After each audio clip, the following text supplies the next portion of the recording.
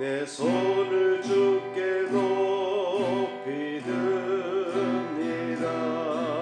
내 찬양 받으실 주님,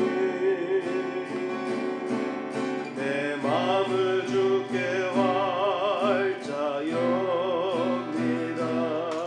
내 찬양 받으실 주님, 슬픔 대신 희락을, 죄 대신 화가를, 근심 대신 찬송을, 찬송의 옷을 주셨네.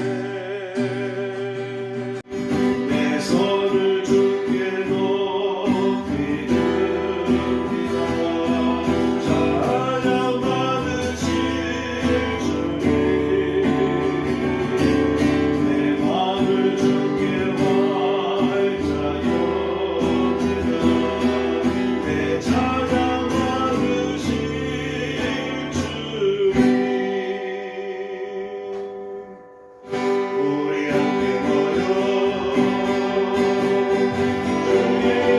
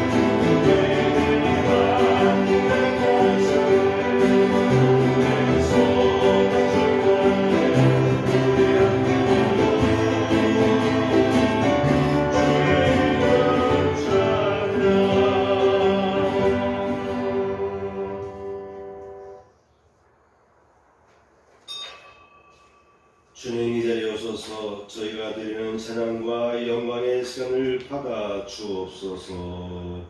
아멘. 다 일어나시고 8장을 부르겠습니다.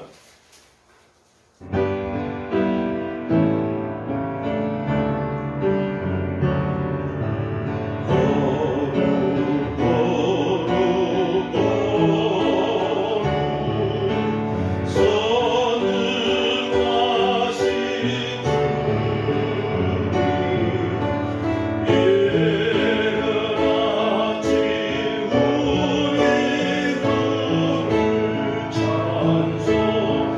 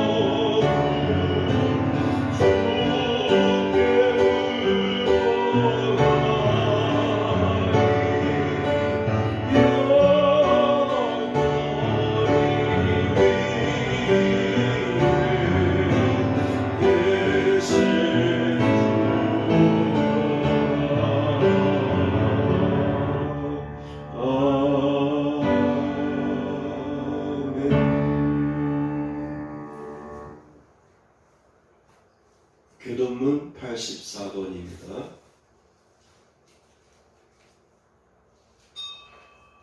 하나님께 나아가는 자는 반드시 그가 계신 것과 또한 그가 자기를 찾는 자들에게 상 주시는 이심을 믿어야 할지라. 아멘. 자리 앉습니다. 죄악이 나를 이겼사오니 우리의 허물을 주께서 사하시리이다. 주께서 택하시고 가까이 오게 하사 주의 뜰에 살게 하신 사람은 복이 있나이다. 아멘. 365장입니다.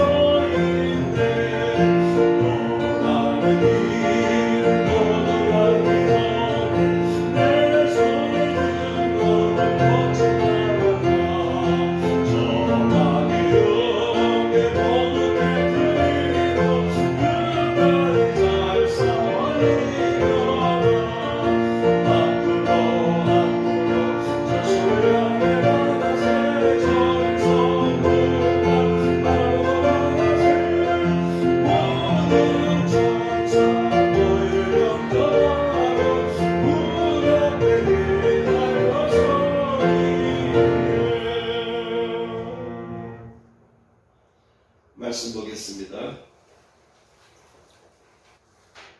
오늘 말씀은 사도행전 27장 9절에서 26절까지의 말씀입니다.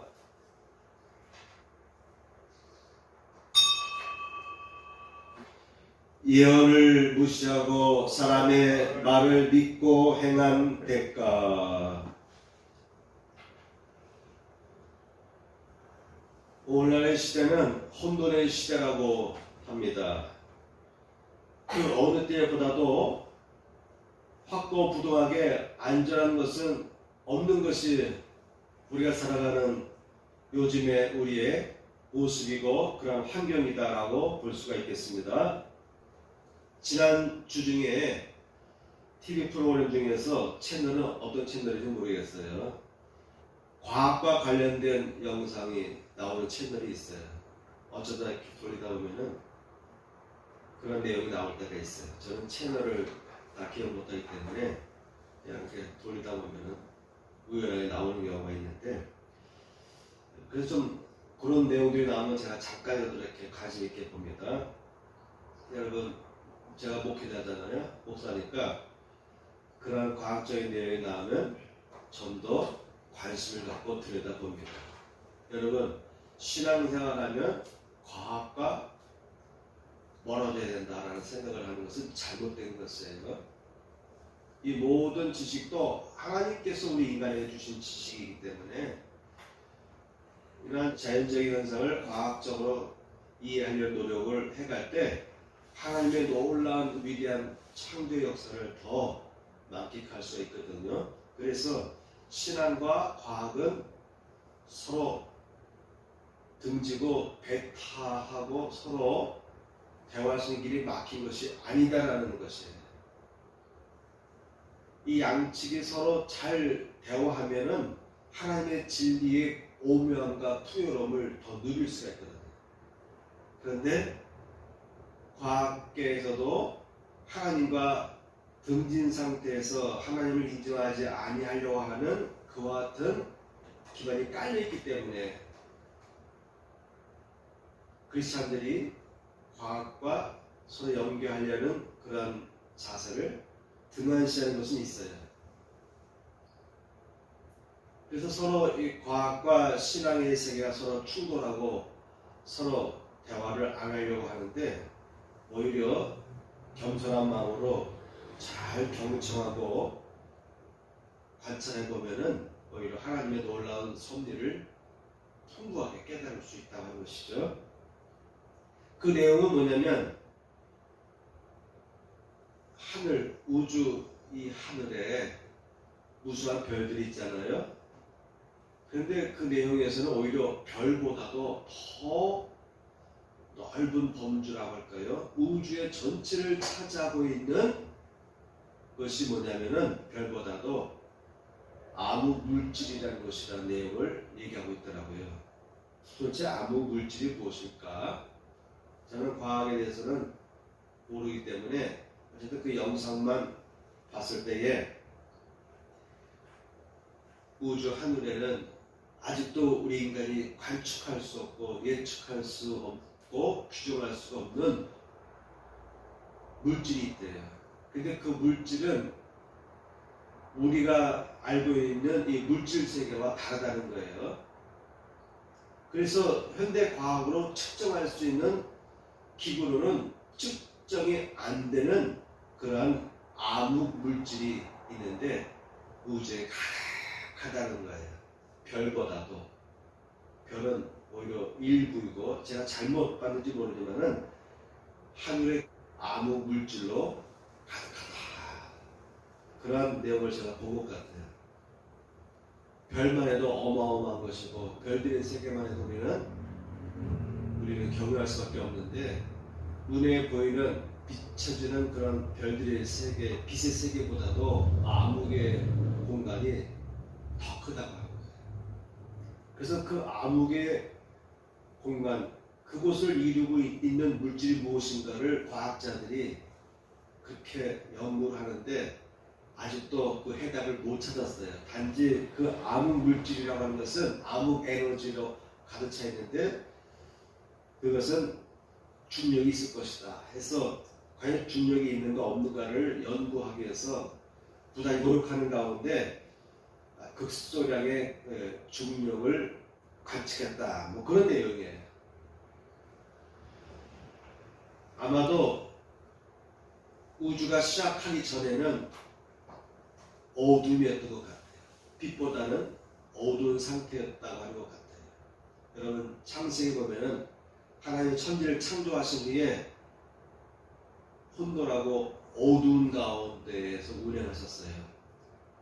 그러시고 제일 먼저 빛을 창조했어요. 그러니까 빛보다는 어둠이 먼저라는 것이죠. 창세기에 기록되어 있어요. 근데 과학자들이 이야기를 보니까 우리 눈에 보이는 이런 별들의 세계는 그렇게 중요한 내용이 아니더라고요. 그 이전에 우주에 깔려있는 암흑물질 또는 암흑에너지라고 하는데 그것이 더 과학자들이 탐구하고 연구하는 내용이었습니다. 그런 내용을 보면서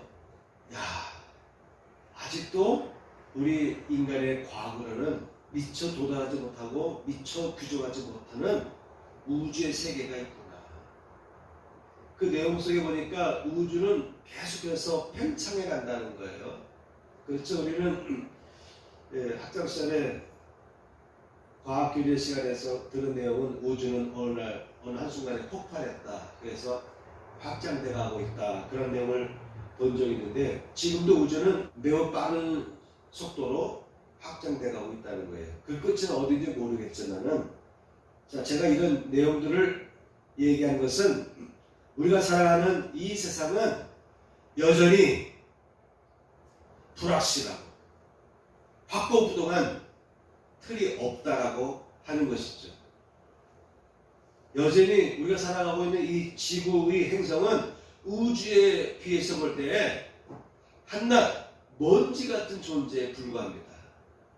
아니 별들도 우주의 먼지 같은 티끌 같은 부분에 불과하다고 하는데 별에 비해서 우리가 살아가고 있는 이 지구는 어떠하겠습니까? 이런 지구 행성에서 살아가는 우리 인간들이 인생을 개척해서 나아가는 과정 속에서 우리는 늘 신념을 가지고 나는 할 수 있다. 나는 성공할 수 있다. 나는 넉넉히 이 세상을 살아갈 수 있다라는 확신을 가지고 살아가는 사람들이 많습니다. 그런데 넓게 생각해보면은 우주 가운데 이 지구 행성이라고 하는 것은 아주 미세한 먼지에 불과하다고 하는 것이죠. 그 미세한 먼지 속에서 우리 70억, 80억의 인구들이 이 땅에서 열심히 일을 하면서 살아가고 있습니다. 제가 강조하는 내용은 이 세상은 확고부동한 것이 없다라고 하는 거예요. 아직도 우리는 모르는 것이 천지라는 것이죠. 서쪽으로는 중국이 있는데 지금 중국은 홍수가 나서 난리 아닙니까? 샨샤댐이 붕괴할 수 있다는 예보를 우리 매년 비가 올 때마다 그런 예보를 듣습니다. 얼마나 비가 많이 오는지. 최근에도 중국은 난리가 났어요.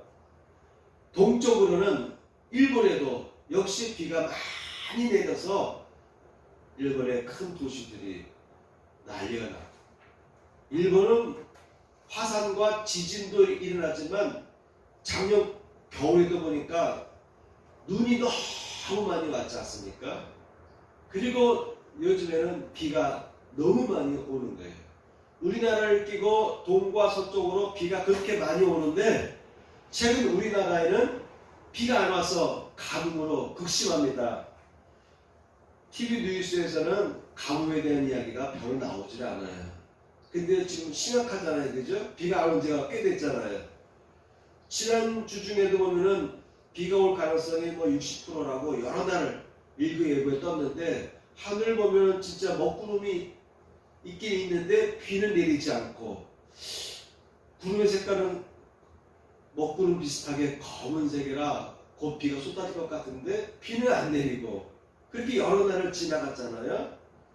산악 지역에는 잠깐 살짝 내리는 소낙비라고 할까요? 소낙비도 아니죠. 잠깐 내리는 비가 쏙 내렸다가 멈추고, 그래서 바닥을 보면은 바닥이 말라 있어요. 살짝 물기가 좀 젖었다라고 할 정도로, 그 정도 가지고는 해결이 안 됩니다. 물이 충분히 와서 땅속으로 스며들어서 땅속에 있는 뿌리들이 다 수분을 흡수해야 되는데 겉표면에만 비가 왔네, 비가 좀 내렸네. 근데 나무 밑에는 보면은 비 온 흔적이 없어요. 그러니까 그만큼 비가 약하게 왔다는 것이죠. 어제 제가 잠깐 힘들어서 잠깐 눈을 붙이고 있는 사이에 깨보니까 집사람이 비가 내렸다는 거예요. 그래서 나와서 같이 이렇게 아파트 밑에 있는 아파트 사이에 있는 오솔길을 이렇게 보니까 비가 오긴 온 것 같아. 그런데 옆에 있는 나무들 밑에는 비가 내리지 않았더라고요. 다시 말하면 비가 내리긴 내리는데 큰 나무들이, 잎사귀들이 그 비를 다 맞고 그 나무들 밑에는 비가 충분히 떨어지지 않아서 젖어 있지 않더라 이 말이에요. 그러니까 비가 온다고 하는데 비가 충분하게 내려야 되는데 오는 듯 마는 듯 살짝 이슬비 같이 살짝 내렸다가 멈추니까 해결이 안 됩니다. 저는 학창시절에 중고등학교 때부터 들어온 이야기가 이미 미국 같은 나라에서는 하늘에 인공적으로 하늘에서 비가 내리게 하는 그런 기술이 있다. 그래서 앞으로의 전쟁은 비가 오지 않게도 하고 또한 비가 오게도 하는 그러한 무기를 사용할 수 있다. 그런 이야기를 저는 어릴 때 많이 들었어요, 학창시절에.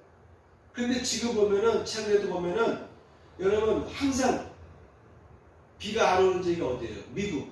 산악이 많고, 밀림이 각한 곳을 보면은, 해마다 보면은, 자연발화 또는 어떻게 불이 나는지 모르지만, 산불이 나는데, 아주 여러 달 동안 불을 끌 수 없는 그런 내용들을 우리는 해마다 자주 접합니다. 그런 컨트롤할 수 있는 능력이 있으면은, 산불이 났을 때 비가 오게 하면 되는데 저 미국 같은 나라도 여지껏 그렇게 해서 불을 끈 적이 없어요. 중국에서도 비가 안 올 때 그 막대한 자본력을 가지고 중국 땅에다가 비가 내리도록 노력했어야 되는데 그렇게 된 적이 없어요. 그죠? 아마 인공적으로 노력을 하긴 하는데 그것이 아마 효율성이 떨어질 거라고 봅니다. 그래서 아직도 우리가 살아가는 이 세상은 비를 억지로 내리게 해서 가뭄을 해결할 수 있는 그런 단계에 이르지 못했습니다. 이렇게 우리는 자연현상을 바라볼 때 우리 인간이 노력은 하지만 우리가 할 수 있는 것이 거의 없어요. 우리 그리스도인들은 이 땅에 비가 내리도록 기도해야 됩니다. 우리가 살아가는 이 세상은 아직도 우리가 노력한다고 되는 세상이 아니다라고 하는 것이죠. 과학적인 문명의 이익을 충분히 우리가 누리고 있지만도 그럼에도 불구하고 자연의 재해 앞에서는 아직도 우리 인간이 할 수 있는 것이 없어요. 여전히 우리 인간은 무기력하고 그 문제를 뚫고 나갈 수가 없습니다. 우리의 현실이 그렇다고 하는 것이죠. 그러므로 우리는 하나님의 도우심을 의지하며 살아가야 되는 것이죠. 우리 사람이 이 지구 땅에는 성실하게 한평생을 열심히 살아가려고 애쓰는 그런 선한 사람들이 있습니다. 반면에 자신의 이익을 위해서는 타인의 이익을 훼손하고 빼앗을 뿐만 아니라 환경 파괴마저도 서슴없이 범하는 이기적인 사람들, 그러한 집단들, 그러한 국가들이 또한 있습니다. 어느 과학 프로그램에 보게 되면은 그런 과학에 관련된 프로그램 내용 속에 보니까 우리 인간이 지구를 벗어나서 제일 먼저 개발할 수 있는 행성이 화성이더라고요. 화성. 부단히 노력하는 거예요. 그래서 계속 화성으로 로켓을 쏘아 올립니다. 지구에서 그나마 가장 가까운 곳에서 인간이 생존할 수 있는 행성을 화성으로 보고 화성을 인간이 살아갈 수 있는 환경으로 어떻게든 간에 바꿀 수 있을까 노력을 하고 있는 것 같아요. 엄청난 프로젝트죠. 그런데 우리가 살아가고 있는 이 지구 땅덩어리의 자연을 오염시키는 것을 막는 일조차도 우리는 감당 못하고 있어요. 우리가 살아가고 있는 이 아름다운 이 지구를 우리는 보존하지도 못하고 오히려 파괴한 쪽으로 가고 있는데 한편에서는 화성을 개발하겠다, 화성을 개척하겠다라고 원대한 꿈을 꾸고 있습니다.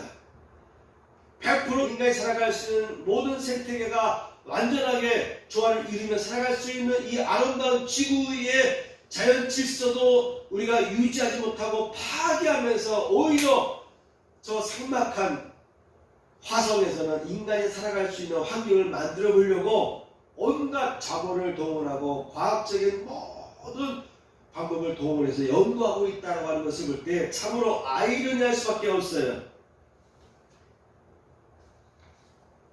제가 이런 이야기들을 많이 제가 얘기했는데 전하고자 하는 핵심은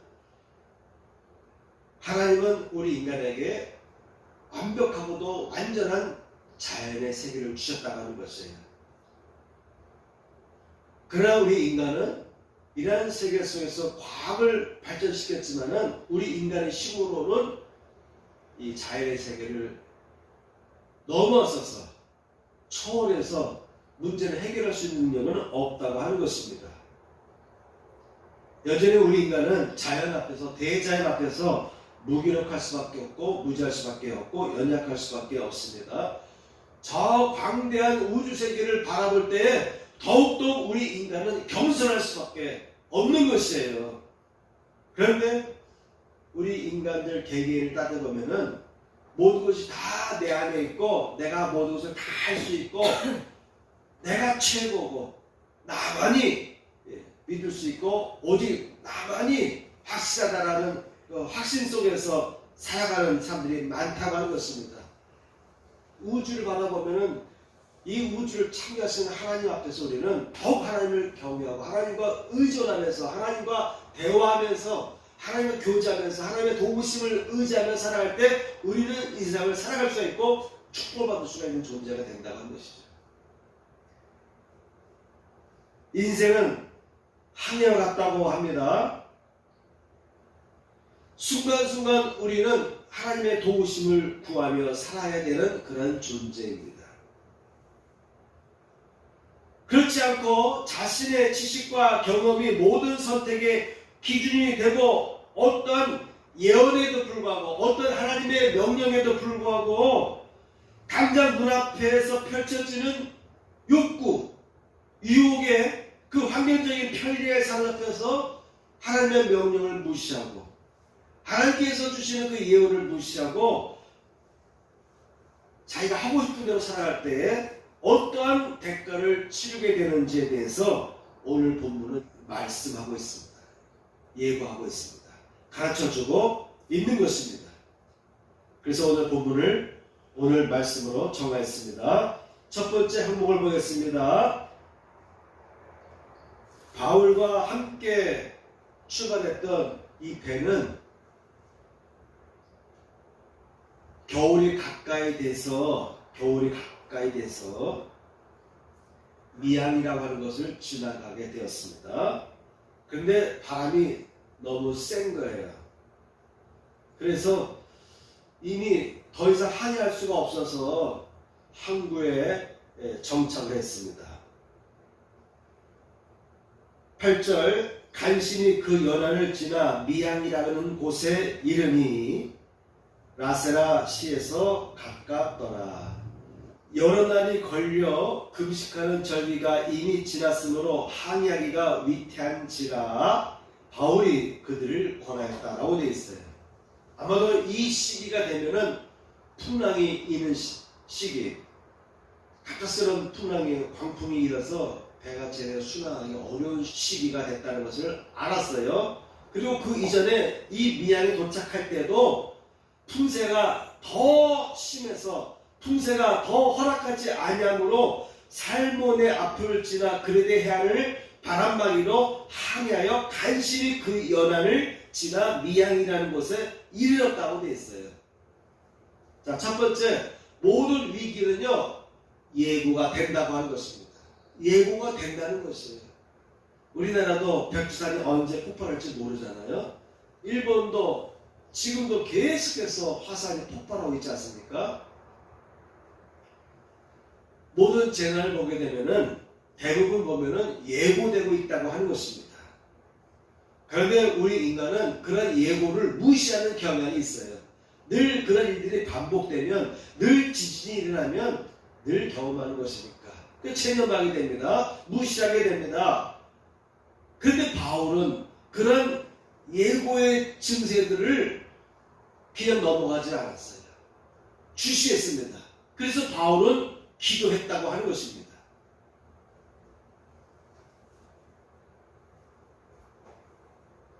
예고된 위기, 이미 여러 날 동안 풍세가 심상치 않았습니다. 둘째, 이미 안전한 항해를 할 시기가 지났던 것입니다. 그래서 바울은 하나님의 인도하심을 위해서 기도하면서 하나님께 물어봤던 거예요. 근데 하나님은 응답을 받았습니다. 자, 두 번째입니다. 바울이 하나님의 응답을 받았어요. 그래서 예언을 합니다. 10절 말하되 여러분이여 내가 보니 이번 항해가 하물과 배만이 아니라 우리 생명에도 타격과 많은 손해를 끼치리라 하되. 자, 어떻게 예언했습니까? 바울이 본 거예요. 하물과 배까지, 그리고 우리의 생명에도 타격과 많은 손해를 당하게 될 것이다. 사람의 생명에도 많은 사람들이 풍랑으로 인해서 생명을 잃을 수 있고, 그리고 배까지, 화물과 배까지 큰 손해를 볼 것이다. 큰 타격을 받을 것이다. 이렇게 예언했습니다. 그런데 이 예언을 듣고도 사람들은 예언을 무시했어요. 왜 무시했습니까? 첫 번째, 더 많은 의견에 끌렸다고 하는 것이죠. 더 많은 의견에 끌렸다. 그 항구가 겨울을 지내기에 불편하므로, 즉 미양이라고 하는 것은 겨울을 지내기에 좀 불편하다 이 말입니다. 거기서 떠나 아무쪼록 베니스에 가서 겨울을 지내자 하는 자가 많더니, 베니스는 그레데 항구라 멀지 않아요. 그러니까 그곳으로 가자, 그레데 항구로 가자, 거기 가서 우리가 겨울을 지내자. 그래, 같은 겨울을 지내는데 여기가 아니라 그레데까지만 가자. 거기까지 간다고 해서 뭐 큰 위험이 있겠니? 이왕이면 여기서 지내기에 불편하니 좀 더 우리가 배를 띄워서 그레데 항구에 가서 우리가 겨울을 지내자 라는 이야기들이 많은 사람들 중에 대다수를 이루었습니다. 많은 사람들이 바울의 예언을 듣지 않고 그들이 느끼는, 그들의 경험에 의해서 그들이 편한 욕구에 따라서 그레데 항구로 가기를 원했습니다. 결정권을 갖고 있던 백부장도 그들의 의견을 들어보니 그런 것 같아요. 많은 사람들이 얘기를 하니까 그쪽으로 끌렸습니다. 그리고 결정적으로 백부장은 선장과 선주의 말을 더 믿더라. 백부장도 그 얘기를 들어보니까 본인도 걱정이 되는 거예요. 근데 많은 사람들이 그레데 항구에 가서 우리가 겨울을 보내자 그래요. 가만 보니까 뭐 멀리 간 것도 아니고. 그런데 마침 선장과 선주가 또 그렇게 얘기를 하는 거예요. 전문가, 많은 항해 경험을 갖고 있는 전문가들이 그렇게 주장을 했습니다. 그러니 백부장은 그들의 말을 따를 수밖에 없었던 것이죠. 결국은 바울의 예언을 무시했습니다. 화물도 잃고 배도 잃게 되고 사람의 생명에도 큰 위험이 있을 것이다 라고 함에도 불구하고 당장의 눈에 보이는 이익과 자신들의 경험, 지식을 바탕으로 해서 무시하고 말았습니다. 제가 왜 서두에 이 우주의 광활한 세계에 대해서 이야기했는지 이해되시겠죠? 세 번째입니다.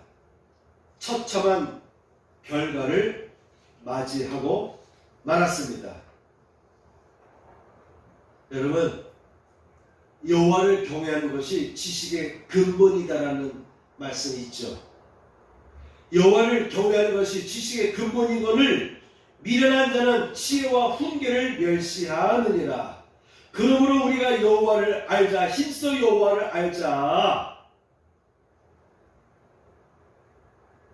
여러분, 신앙생활하는 게 대단히 중요한 것이고요. 하나님을 인정하고 살아가는 그 자체가 축복입니다. 그 자체가 복된 삶인 것을 믿으시기 바랍니다. 여러분 주변에 배우자가, 가족이, 친구들 중에 믿는 사람이 있다면 그 사람을 아주 귀히 여기시기 바랍니다. 여러분의 사귀는 사람들 또는 친구들, 이웃들, 동료들, 같은 직장 내에 사람들 관계 속에서 예수 믿는 사람이 있다고 할 때, 또한 배우자 중에 믿음이 있다고 한다면, 나보다 더 나은 믿음을 소유했다고 하면 귀히 여기시길 바랍니다. 여호와를 경외하는 것이 지식의 근본이다라고 하는 것이에요. 근데 많은 사람들은 하나님을 경외하는 것을 뒷전으로 둬요. 믿는 사람들조차도, 말은 믿는다고 하면서도 막상 이와 같이 바울이 이와 같은 경고를 줬을 때에 이 경고를 경청하고 기도해 봐야 되는데 오히려 사람의 말을 따라가는 경향이 많습니다. 현대 그리스도인 중에도 그런 사람들이 많습니다. 오죽하면 교인들이 무당들한테 가가지고 점친다는 얘기가 있습니까? 네? 요즘 많은 크리스찬들이 무당한테 가서 점친다는 이야기들이 많이 회자되고 있어요. 이것은 최근뿐만 아니라 수십 년 전에도 그런 얘기를 많이 들었습니다. 엉터리 크리스찬들이 많다라고 하는 것입니다. 몸은 교회에 왔다 갔다 하는데 신앙의 중심이 없어요. 어째 그렇게 귀신들의 가르침을 잘 쫓는지 모르겠어요. 이 사람들도 항구의 미양에서 정착하고 있던 이 사람들도 하나님께서 이와 같은 확실한 예언을 주셨음에도 불구하고 무시하고 말았어요. 아니, 아무것도 아니야. 괜찮아. 뭐 거기까지야. 뭐 그 정도는 우리가 안전하게 갈 수 있을 거야. 라는 그러한 그들의 생각과 확신을 가지고 그들은 바울이 준 예언을 무시했던 것입니다. 여러분, 하나님 주시는 예언을 무시할 때 처참한 결과를 맞이할 수밖에 없습니다. 내 백성이 지식이 없으므로 망하노다. 내가 지식을 버렸으니 나도 너를 버려 내 제사장이 되지 못하게 할 것이다. 이러므로 나의 백성이 무지함을 인하여 사로잡힐 것이요 그 귀한 자는 줄일 것이요 무리는 목마를 것이며. 여러분, 하나님의 지식을, 하나님 주시는 지식을 무시하고 나갈 때요, 그 대가가 있어요. 오늘 본문을 보시면요, 자, 첫 번째입니다. 13절입니다. 남풍이 순하게 불매 그들이 뜻을 이룬 줄 알고 닻을 감아 그에 대해 해변을 끼고 항해하더니. 뭐 큰 대항에 가서 항해하는 것도 아니에요. 대부분에 보면 고대시대 보면은 해안을 끼고 배가 이렇게 가는 겁니다. 해안을 끼고. 남풍이 순하게 불매 그들이 뜻을 이룬 줄 알고. 마음 한쪽에서는 바울이 그런 예언을 했기 때문에 불안한 마음이 좀 있었어요. 그럼에도 불구하고 그 예언을 무시하고 항해를 했는데 순풍이 부네. 남풍이 부니까 바람이 순하게 불어요. 그래서 그들의 뜻을 이룬 줄 알았어요. 여러분, 위기는 항상 이렇게 옵니다. 내 뜻대로 가는데 괜찮아. 옆에서 자꾸 조심하라 조심하라 했지만 오히려 그 조심한 일들은 아니라고 잘 되는 것 같아요. 그래서 에이 괜찮네, 뭐 괜히 걱정했네, 이렇게 생각하기 쉽습니다. 자, 근데 14절 보니까 얼마 안 돼요. 섬 가운데로부터 유라굴로라는 광풍이 크게 일어나니. 섬 가운데로부터, 섬에 있는 산을 지나는 바람이 그 사흘을 지나칠 때에 바람이 아주 거세질 때가 있습니다. 그때 이 바람이 아주 큰 광풍이에요. 이것이 이 광풍이 크게 일어났는데 배가 밀려서 바람을 맞추어 갈 수 없어 가는 대로 두고 쫓겨갔다라고 되어 있습니다. 풍랑에 쫓겨갔습니다. 내 뜻대로 살려고 했지만 내 계획과 내 생각으로 내가 분석한 바에 의하면은 이렇게 가도 안전하다, 이렇게 가도 괜찮다, 이 정도는 내가 감당할 수 있다라고 판단하고 갔지만 갑자기 광풍이 불어서 그 광풍에 끌려서 광풍에 쫓겨서 배가 끌려갔다고 하는 것입니다. 두 번째 18절 보니까 이튿날에는 배의 짐을 풀어 버렸습니다. 얼마나 바람이 세게 부는지 배의 짐을 풀어서 버렸습니다. 그죠? 막 바람이 불고 파도가 치고 그러면 배의 짐을 버려서 배를 좀 가볍게 해야 바다에 잠기지 않으니까 짐을 풀어서 버리고 말았습니다. 이틀째 날에. 사흘째니까 3일째죠. 배의 기구를 버렸습니다. 배의 기구들은 항해하는데 반드시 필요한데 3일째에 배의 기구를 버릴 수밖에 없는 큰 광풍이 불었습니다. 네 번째, 여러 날 굶주렸습니다. 먹을 수가 없었어요. 그 광풍이 부니까 하늘은 캄캄하고 별도 비치지 아니하고 그러니까 배에서 이리 쏠리고 저리 쏠리고 하니 먹을 수가 없잖아요. 그래서 해와 별도 보이지 않고 지륵 같은 광풍이 있어서 그들은 구원의 여망마저 가질 수가 없었어요. 구원될 것이다라는 실마리조차 없는 상태에 빠졌습니다. 그때 바울이 말합니다. 걱정하지 마시오. 걱정하지 마시오. 여러분 중에 한 사람도 생명을 잃을 사람은 없을 것이다 라고 예언을 해줬습니다. 그 예언 이후에 배가 가다 보니까 어느 섬 가까이 갔어요. 그때 사공들이 눈치를 채고 탈출하려고 거룻배를 배에서 내렸습니다. 거룻배를 내리면 자기들만 타고서 도망가려고. 그때 사도 바울이 말합니다. 백부장에게 저들이 거룻배를 타고 도망가면은 우리 다 죽는다. 저들의 행위를 막으라. 저들의 도망을 막아야 한다. 그래서 거룻배에 연결되는 줄을 다 끊어버립니다. 14일째 이런 일이 생겼습니다. 네 번째 항목입니다. 예언의 내용은 변화되기도 한다고 하는 것입니다. 처음 예언은요, 화물과 짐 그리고 생명까지도 큰 타격을 받을 것이다. 많은 사람이 죽을 것이다 라고 한 거예요.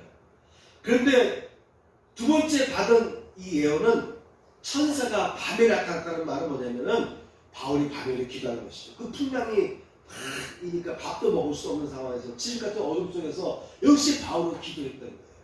그때 하나님은 천사를 보내서 천사가 예언해 주는데 바울아 너는 너의 원대로 로마까지 갈 것이다. 로마 앞에 가서 너는 나를 증거할 것이다.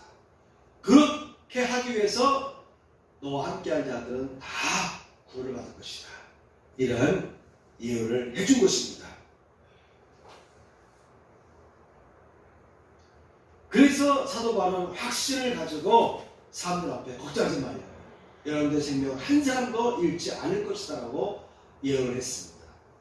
처음 받았던 예언에는 많은 생명의 손실, 많은 생명의 위협, 많은 사람들의 생명이 위협을 당해서 생명을 잃을 것을 예언했어요.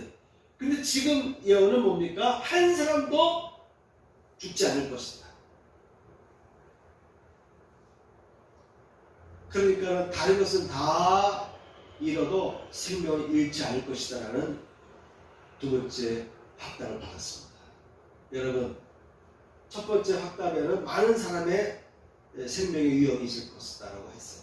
그런데 두 번째 받은 예언은 한 사람도 잃지 않을 것이다 라는 예언으로 바뀌었습니다.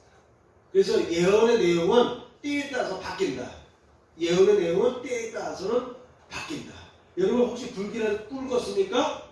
그러면 기도하시면 되는 거예요. 그런 불길한 일들이 일어나지 않도록 기도하시면 그 예고된 꿈의 내용은 일어나지 않습니다.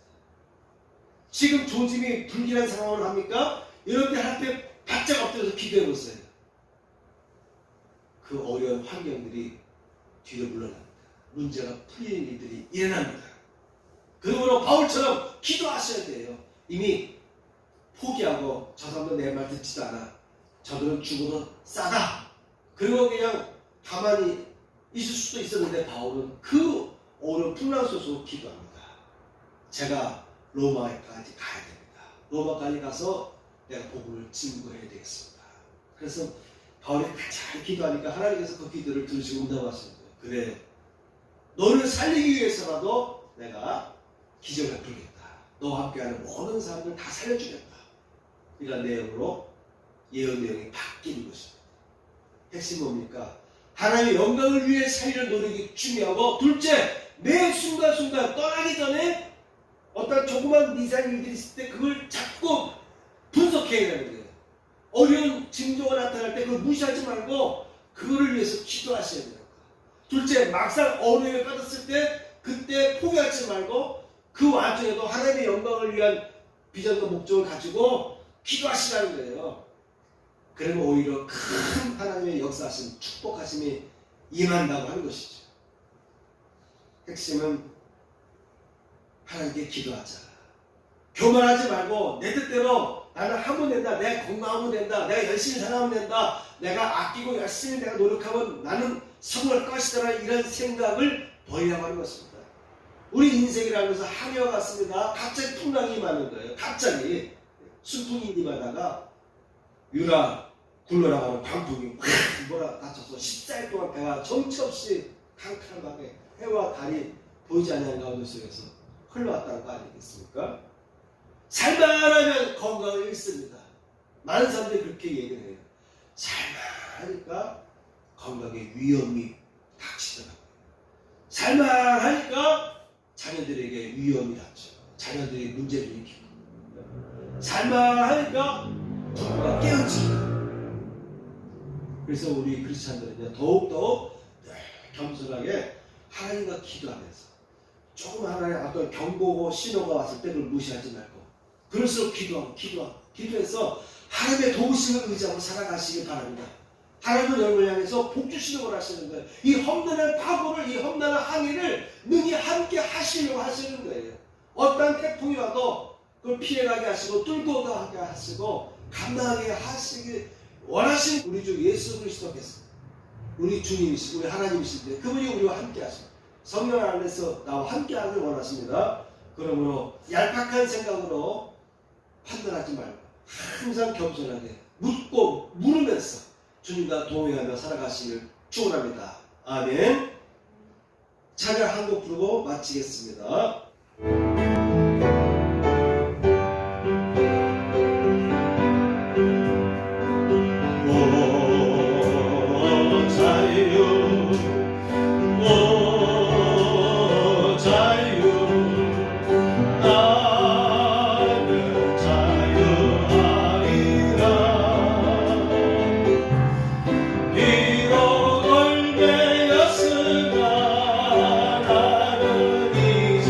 돌아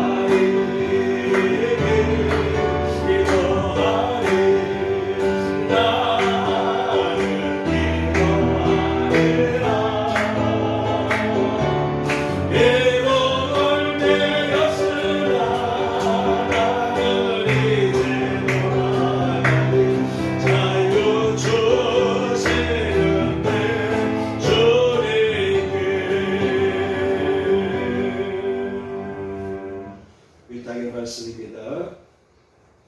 주님은 나의 죄를 속하기 위하여 십자가에서 대신 죽으셨습니다. 주여 내 죄가 사하여졌습니다. 주님은 채찍에 맞으셨습니다. 제가 치료를 받았습니다. 가슴에 손을 얹고 보험기도 드리겠습니다. 기도합니다. 할렐루야. 하나님 아버지, 오늘도 저희를 축복하시고 복된 삶을 살게 하시기 위해서 이 자리에 서게 하심을 감사합니다. 오늘도 주님 앞에 드린 귀한 손길을 축복하여 주시되 저들의 가정 위에 하나님의 은혜가 임하게 하여 주옵소서. 하나님의 복이 임하게 하여 주시옵소서. 이제는 우리 구주 예수 그리스도의 은혜와 하나님 아버지의 극진하신 사랑과 성령님의 감동감화 역사하심이 이제 참여한 성도들 위해 함께 하시기를 축원하옵나이다. 아멘.